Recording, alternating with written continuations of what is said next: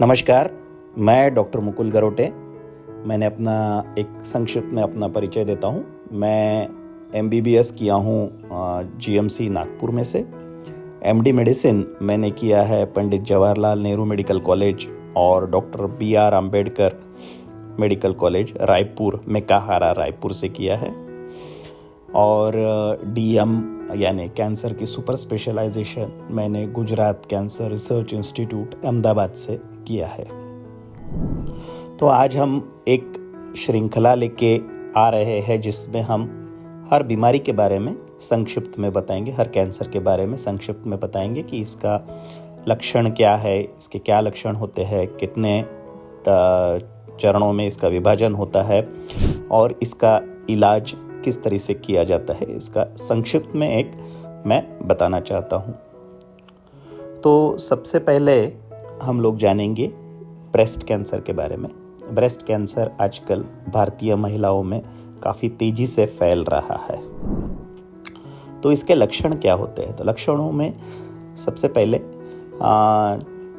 स्तनों में कोई गांठ हो जो दुखती ना हो, और या फिर स्तनाग्र में से खून या पानी निकलना, या फिर बगलों में गांठ होना जो दुखते ना हो, तो उसे ब्रेस्ट कैंसर का लक्षण माना जा सकता है। ऐसी यदि गांठ दिखाई दे तो तुरंत अपने डॉक्टरों को बताना पड़ेगा। अब इसके कुछ टेस्ट्स होते हैं जिसमें सोनोग्राफी या फिर एक्सरे, जिसे हम मैमोग्राफी बोलते हैं या मैमोसोनोग्राफी बोलते हैं, इसमें से ये गांठ कितने साइज़ की है, कैसी है, कितनी फैली हुई है, इसके बारे में एक अंदाज़ा लेते हैं।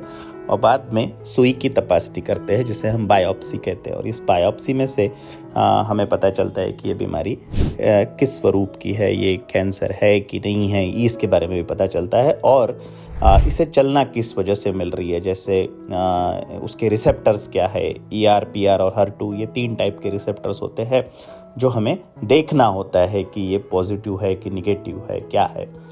और इसके अनुरूप उसका उपचार किया जाता है।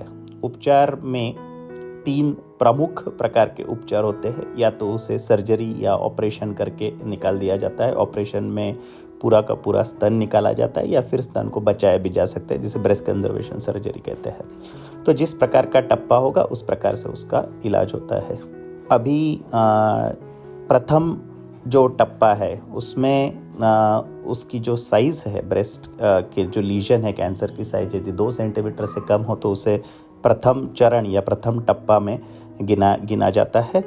द्वितीय चरण में या द्वितीय टप्पा जो है वहाँ पे उसकी साइज़ 2 से 5 सेंटीमीटर तक के बड़ी हुई होगी तो उसे द्वितीय चरण में या द्वितीय टप्पा में गिना जाता है। और तृतीय चरण में ये बीमारी 5 सेंटीमीटर से बड़ी होती है, या पास के लसिका ग्रंथि या लिम्फ नोड जो है बगलों के वहाँ तक के फैली होती है। चतुर्थ श्रेणी में या चतुर्थ चरण में या चतुर्थ टप्पा में ये बीमारी काफ़ी फैली हुई रहती है, या जिसमें वो एक जगह से एक अवयव से दूसरे अवयव में, यानी कभी लीवर में या कहीं और, यदि वो दुर्दैववश वहाँ फैल जाती है तो उसे हम चतुर्थ टप्पा में उसे गिना जाता है और उसका इलाज उस तरीके से किया जाता है।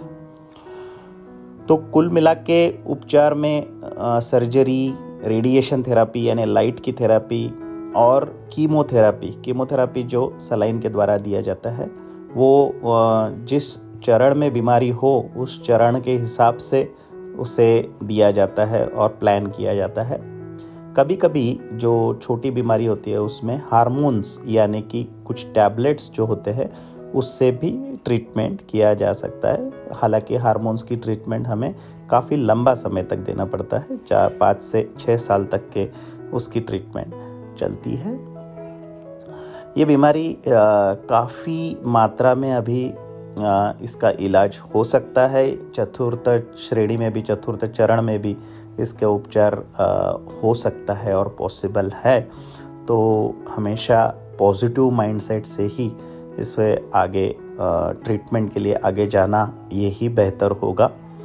और ट्रीटमेंट में कभी डरने का नहीं, केवल जो उपचार है उसी का हाथ पकड़ के आगे जाने का ही मैं सलाह सभी को दूंगा।